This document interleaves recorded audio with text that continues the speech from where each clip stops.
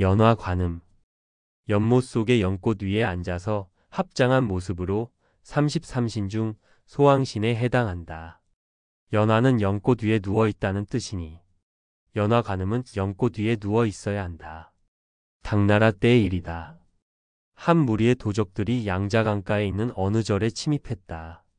절의 곳곳을 뒤지며 약탈하던 도적들은 중보 관세음보살상을 보더니 즐거운 비명을 질렀다. 도적들은 중보 관음상에 걸려있는 보물들을 하나도 남김없이 마구 떼어냈다.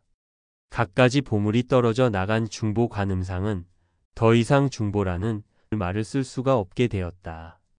그러고도 흡족하지 않았던지 아니면 보살의 보물을 훔쳐서 두려웠던지 도적들 중보 관음상을 메고 절을 나섰다.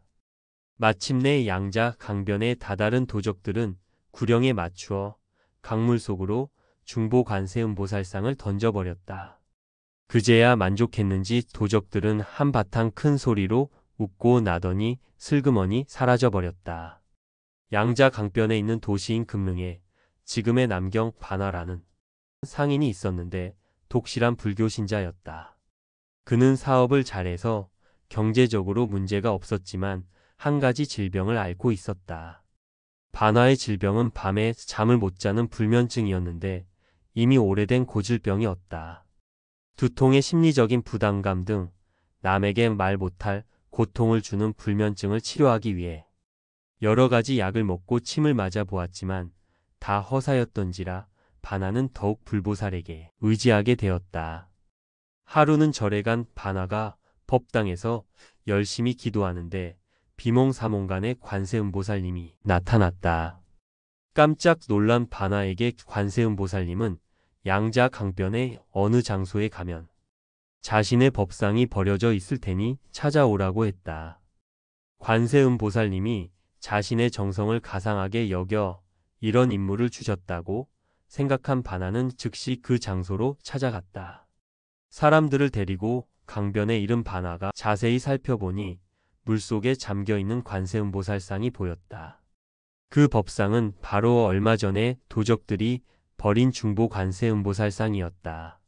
사람들에게 법상을 건져 올리게 한 반화는 그대로 자기 집으로 모시고 갔다. 연꽃과 호이와 호랑이 귀 모양의 꼴을 사용해 연화자대를 만든 반화는 관세음보살님의 법상을 그 위에 올려 세우려고 했다. 하지만 법상은 강물에 떠내려 오면서 이미 많이 훼손되어서 세울 수가 없었다. 반화는 하는 수 없이 법상을 옆으로 눕혀서 모실 수밖에 없었다. 그러자 사람들이 법상을 보고 연화관음이라고 불렀다. 그렇게 해서 연화관음을 모시게 된 반화는 밤이 되자 아주 좋은 기분으로 잠자리에 들었다. 하루 종일 움직이고 신경을 써서 그런지 많이 피곤하다고 생각한 반화가 정신을 차린 것은 다음날 아침이었다. 눈을 뜬 채로 잠시 멍하게 있던 반화는 자신이 깊은 잠을 잤다는 것을 알아차렸다. 너무 놀라 벌떡 일어난 반화는 침실 밖으로 달려나가며 소리쳤다. 내가 잤어. 나도 잠들었다가 깼다고. 반화의 외침에 모여든 가족들과 하인들은 한편으로 놀라면서 축하해 주었다. 그렇게 온 집안을 돌아다니던 반화가 연화관음상 앞에 이르렀다. 반화가 보니 연꽃 위에 누워 계신 관세음보살님은 아주 편안한 표정이었다. 순간 자신의 불면증이 관세음보살님의 은덕으로 치료되었다는 생각이 든 반화는 감격의 눈물을 흘리며 큰절을 하기 시작했다. 그 이후 반화는 밤마다 편안하게 단잠을 잘 수 있었다. 반화의 불면증을 치료해준 연화관음에 대한 소문이 퍼지자 불면증이 있거나 잠을 자도 개운치 못한 사람들이 연화관세음보살에게 기도하기 시작했다. 나중에는 머리가 맑지 못한 사람들도 연화관세음보살을 불렀다. 관세음보살이여, 관세음보살이여. 당신은 누구시길래 늘 내 편이 되어 나를 도와주시나요? 관세음보살은 긴급 상황 속에서 구제해 주시는 구제자입니다. 하지만 그러한 이미지의 관세음보살만 존재하는 것은 아닙니다. 왜냐하면 불교의 궁극적인 목적은 그것이 아니기 때문입니다. 불교의 궁극적 목적은 무엇일까요? 이 글을 쓰는 저의 성불이고 이 글을 읽으시는 독자 여러분들의 성불입니다. 이 긴급 구제와 성불 사이에서 관세음보살은 활동하고 계신 것입니다. 오히려 소원이 이루어지지 않을 때 세상 만사가 우리 뜻대로 되지 않는 바로 그곳에 종교의 역할이 있는 것이 아닐까 합니다. 기도 성취가 이루어지지 않았음에도 불구하고 문제없어. 괜찮아 라고 말할 수 있다면 그것은 안심인명일 것입니다. 저는 안심인명이야말로 종교의 정의라고 봅니다. 종교는 안심인명을 주는 것이라고 말입니다. 안심은 마음이 편안해지는 것이고 인명은 인생관을 정립하여 생사에도 흔들리지 않는 것을 말합니다. 그러므로 그대들이 마음으로 부처님을 생각할 때 그러한 마음이 곧 부처이다. 모든 부처님의 깨달음의 바다는 부처님이 들어와 있는 중생들의 마음속 생각으로부터 일어난 것이다. 우리는 아미타불과 관세음보살이 함께 계시는 극락세계는 진짜 있는가? 이렇게 묻는데 부처님과 관세음보살은 오히려 우리에게 물어옵니다. 자네들이 살고 있는 사바세계는 세상은 실제하는가? 원래 중생들은 자기 그릇에 따라서 길을 찾아가는 것입니다. 형상을 떠나서 부처가 될 수 있는 사람들은 그렇게 하면 됩니다. 그러나 불교는 그런 수승한 사람들보다는 그렇지 못한 평범한 사람들, 즉 범부들을 위한 대책을 마련해 두었습니다. 바로 수많은 관세음보살, 수많은 변화관음의 존재를 제시한 것입니다.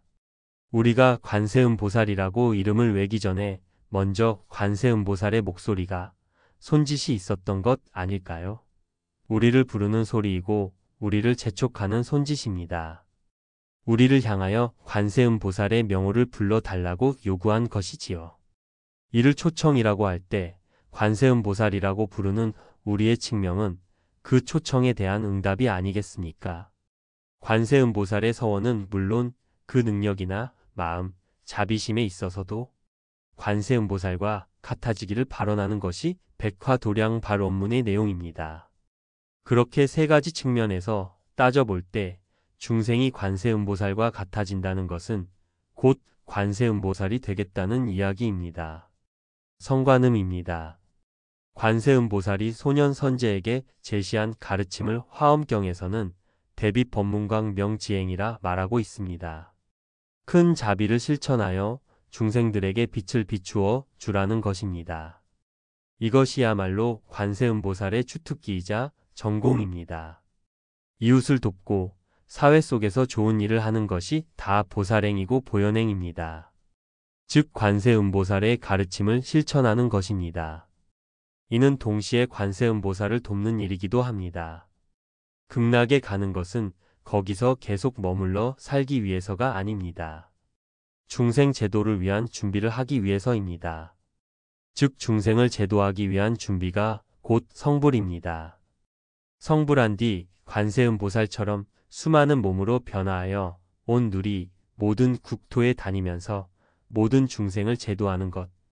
그것이야말로 정토불교의 진정한 목적입니다. 대승불교의 진정한 목표라고 할 수 있습니다. 이를 환상회향이라고 합니다.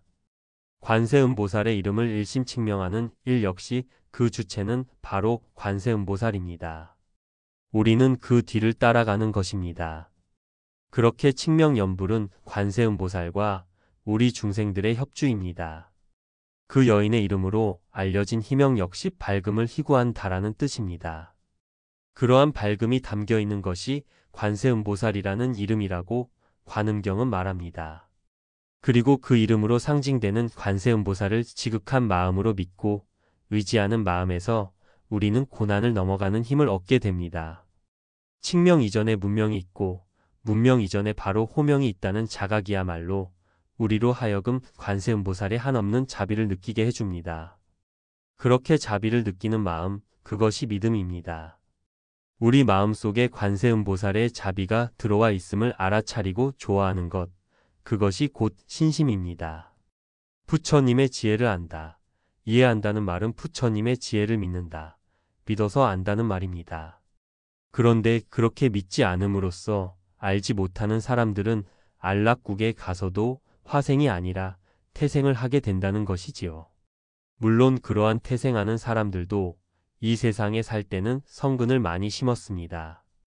요컨대 불지를 믿지 않고서 그저 성근을 쌓는 것만으로 복이 되고 악을 행하는 것은 죄가 된다고 믿는 것은 잘못이라는 겁니다. 무진이 보살이여 관세음보살은 이러한 공덕을 성취하였으므로 갖가지 모습으로 온 누리에서 활동하시면서 중생을 어려움으로부터 벗어나게 하시느니라. 이 관세음보살마하살은 두렵고 긴급한 어려움에 처한 중생에게 등이 두려움 없음을 베푸시기 때문이다. 그러므로 이 사바세계에서는 모두 두려움 없음을 베푸시는 분이라 부르는 것이다. 우리가 몰랐던 그럼에도 언제나 우리 곁을 지켜온 자비의 화신. 자비의 화신인 관세음보살은 세상의 모든 살아있는 존재의 소리를 듣고 그들의 괴로움이 사라지기 전까지 열반에 들지 않고 고통받는 자들을 구하기로 약속했다. 그런 관세음보살을 간절한 마음으로 찾는 이가 어디 한둘일까? 이들 모두를 발견하고 구하는 관세음보살의 능력을 찬탄하며 사람들은 그에게 천수천안이라는 수식어를 붙였다. 이 책 관세음보살이여, 관세음보살이여에서는 이렇게 관세음보살이 언제나 우리를 지켜주었음을 강조한다. 어느 하나의 형태로 고정된 것이 아니라 그때그때 중생을 도울 수 있는 가장 적절한 모습으로 몸을 바꾸어 나타난다. 이렇게 수많은 형태로 등장하는 관세음보살의 화신을 변화관음이라 부른다. 목숨이 경각에 달한 긴급한 순간에 나타나 구제해 주기도 하고 법을 설해 삶의 고뇌를 벗고 성불할 수 있도록 극락세계로 이끌어 주기도 한다. 어쩌면 관세음보살은 우리를 보고 계시더라도 우리는 관세음보살님을 뵙지 못할지도 모릅니다. 그러나 그럴 때조차 관세음보살님은 우리를 빛으로 비추어 주십니다.